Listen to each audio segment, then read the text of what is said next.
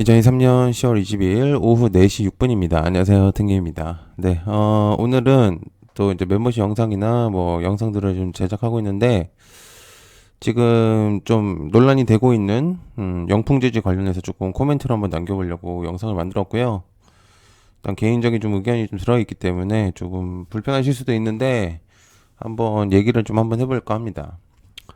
자, 일단은 현재 영풍재지가 갑작스러운 하락을 좀 맞이하고 있었거든요. 이제 공시가 하나 좀 나왔는데, 키움 쪽에서 이제 반대 매매를 통해서 미수금을 좀 회수할 것이다 라는 내용들이 나왔습니다. 이게 지금 이제 급격하게 하락을 하다 보니까 이제 키움 쪽에서 일단 반대 매매를 통해서 이제 미수금을 회수할 것이다 라는 내용을 전달했는데, 자, 이게 뭐냐면은 영풍재지가 하한가 지금을 맞으면서 5천억에 달하는 미수금이 발생했거든요. 그러니까 지금 차트를 보면은 갑작스럽게 지금 영풍재지가, 좀 크게 해볼게요.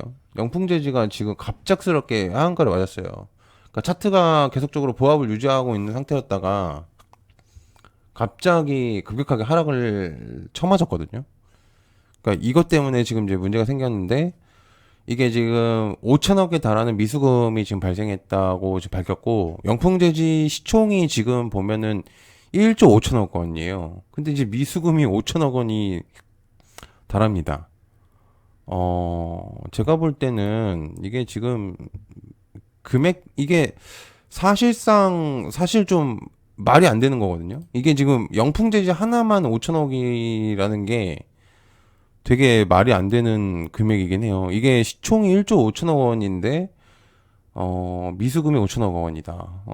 수치가 완전히 말이 안 되는 수치고, 이유는 일단 기본적으로 왜 이렇게 됐냐를 따져볼 때는 일단 증거금률이 좀 문제가 생긴 거거든요. 제가 볼 때는. 그러니까 이게 지금 증거금 때문에 이런 사태가 나온 거라고 저는 보고 있어요. 이게 지금은 증거금률이 영풍재지가 100%로 바뀌었는데 이게 바뀐 지가 지금 며칠 안 됐습니다.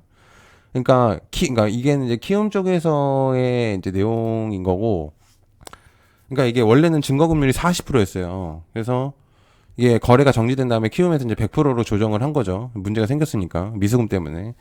이게 뭐가 의미가 있냐면은 증권사마다 이게 이제 증거금률을 조정을 할 수가 있어요. 그 각자 증권사마다.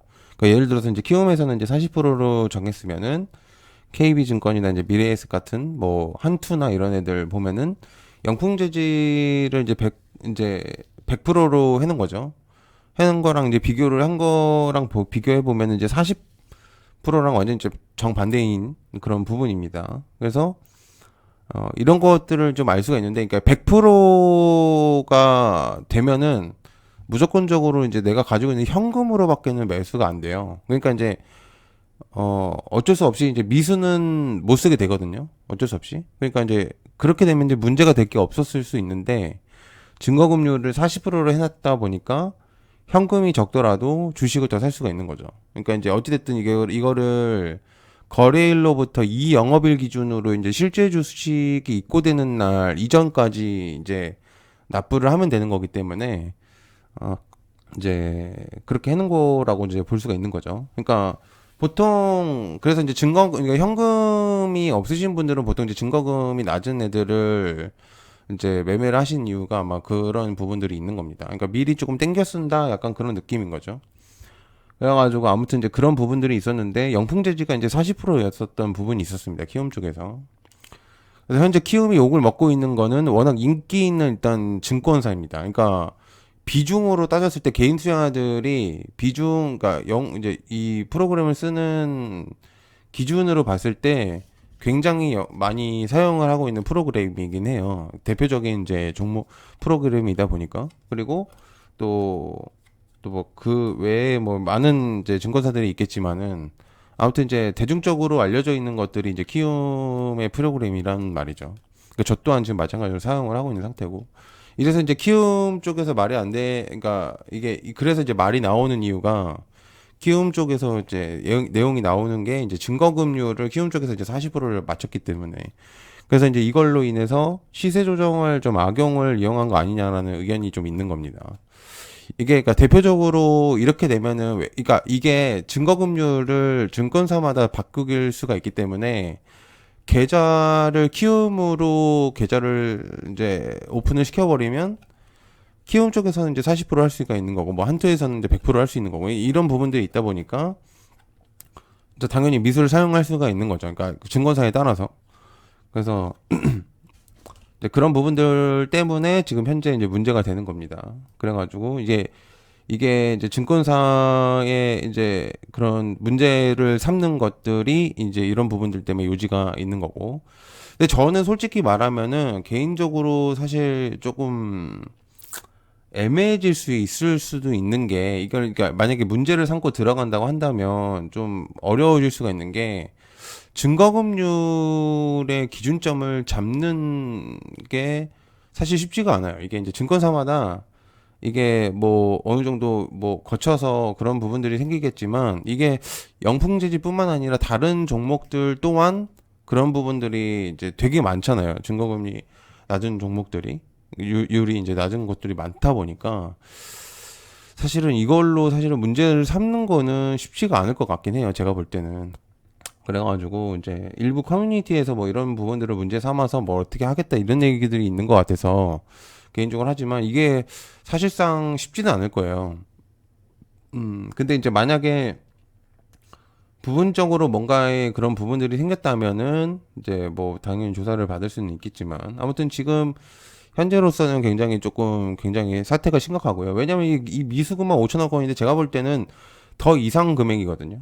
그래서 아무튼 간에 그래서 키움에서 이제 영향이 있을 수밖에 없는 게 이제 주주 환원책을 이제 저번에 이제 키움에서도 얘기를 했었어요. 이제 당기 순이익 30%를 매입 소각해서 주주 환원 정책에 사용했다. 그래가지고 이제 근데 이제 이게 미수금을 떼일 수도 있는 거죠. 문제는. 그래서 키움에서는 이제 반대 매매를 통해서 이제 미수금을 회수할 예정이라고 이제 밝힌 겁니다. 공시를 낸 거죠.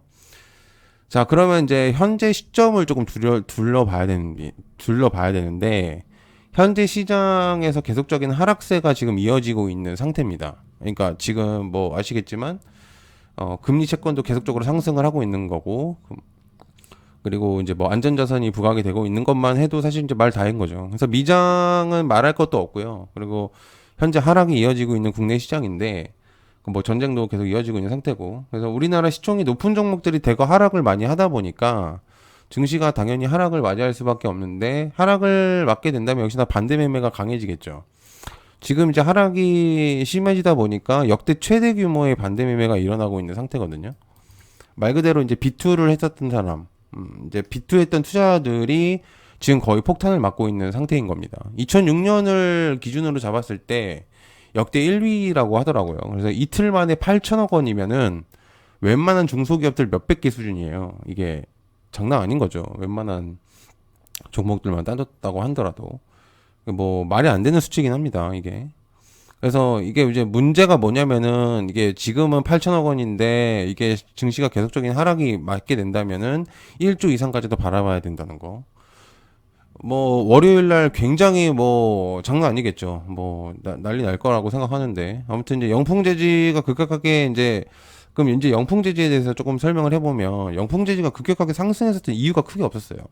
그러니까 이슈를 다루는 제 입장에서 딱 봤을 때는 시세가 말이 안 될 정도로 오른다고 생각을 했었거든요. 잘 보시면은 그냥 이 수치만 보더라도 말이 안 되는 수치긴 해요. 이게 지금 저는 사실 이슈를 다루면서 3월 달도 그렇고 뭐 봤을 때 영풍재지에 관련해서 뉴스가 나오거나 그러니까 어떠한 이제 재료성이나 이제 뭐 재지값이 그러니까 예전에 이제 과거에서는 중국에서 이제 재지값이 이제 뭐 포장이나 뭐 배달 이런 것들 코로나 시절 때는 재지가 굉장히 주목이 됐었는데 그때는 이제 뭐 박스나 뭐 이런 것들이 이제 재지나 이런 것들이 굉장히 뭐 부족하다는 그런 내용들이 나오면서 이제 부각이 됐었던 적은 있었어요. 비슷한 게 무림페이퍼라든지 뭐 그런 등등이 이제 굉장히 많은 종목들이 있는데 그 중에서 이제 대표적으로 종목이 있었던 게 이제 영풍재지죠. 그때 당시에는 이제 기억이 나는 게 이제 굉장히 크게 많이 상승을 했었던 걸로 기억을 하긴 합니다. 뭐 과거 차트를 본만 하더라도 뭐 이제 그런 거는 알 수가 있는데 아마 이때쯤일 거예요. 이때 이제 급격하게 등락률이 되게 많았었던 시점이었으니까. 근데 이게 이제 문제가 뭐냐면은 이게 문제가 뭐냐면 이유가 없었어요. 그러니까 이유가 특별하게 뭔가 이슈나 재료가 없는 상태에서 이렇게 급격하게 상승을 했었다는 게 비이상적으로 사실 상승을 했었던 부분이었거든요. 그러니까 이거를 조금 관심 깊게 보셨거나 이제 종목들이나 이제 서치하시는 분들한테는 이게 굉장히 이상하다는 거를 느끼셨을 거예요. 이게 비슷한 사태로 보면은, 그러니까 이게 그러니까 저번에 라다견 상태에서 삼천리라는 종목이 있는데, 삼천리 종목도 비슷하죠. 이게 지금 삼천리 차트거든요. 그때 이제 뭐 관련해서 일단 굉장히 지금 차트가 비슷하죠. 흐름이. 지금 이게 삼천리 차트고, 이게 영풍재지 차트인데, 그냥 비슷해요, 거의. 꼬꾸라지는 게 거의 비슷한 흐름이기 때문에, 뭐 이게 사실은 뭐 장난 아닌 거죠. 그래서 뭐 재료나 이런 것들이 없었는데 3월 달부터 급격하게 상승을 했었습니다. 이게 당시 그때쯤을 조금 올라가 보면은 무상증자 이슈가 있긴 했었어요. 무상증자가 1주당 1.5배? 1.5를 이제 해준다는 이제 이슈가 있었었는데, 그렇게 솔직히 말하면은 무중의 비율을 따졌을 때는 큰 수치는 아니거든요. 물론 무중이 되게 굉장히 좋은 후재기성인 건 맞는데, 저 정도까지 올라갈 수 있는 그런 수치는 아니라고 저는 생각을 하고 있는 상태고, 저는 솔직히 좀 이상하다고 생각해지긴 했었어요. 그래서 이제 비슷한 사태, 방금 말했던 이제 라데견 사태랑 좀 비슷한 부분들이 있겠고, 관련된 종목들 8개가 거의 급격하게 하락하는 부분들이 있다 보니까 거의 흐름이 비슷합니다. 그래서 지금 굉장히 좀 문제가 생기는 거고, 지금 현재 영풍재지 일당은 현재 잡힌 상태입니다. 그래가지고 지금 뭐 정지가 일단은 될 상태인 것 같고요. 아, 참 문제가 있습니다. 이런 것들은 사실 어떻게 될지는, 솔직히 이거는 개인 투자들이 어떻게 뭐 반응을 할 수가 없는 부분이 아니에요. 이래서 그 장투를 하면 안 되는 거거든요. 국내 투자 장투를 해서는 진짜 문제가 생기는 겁니다.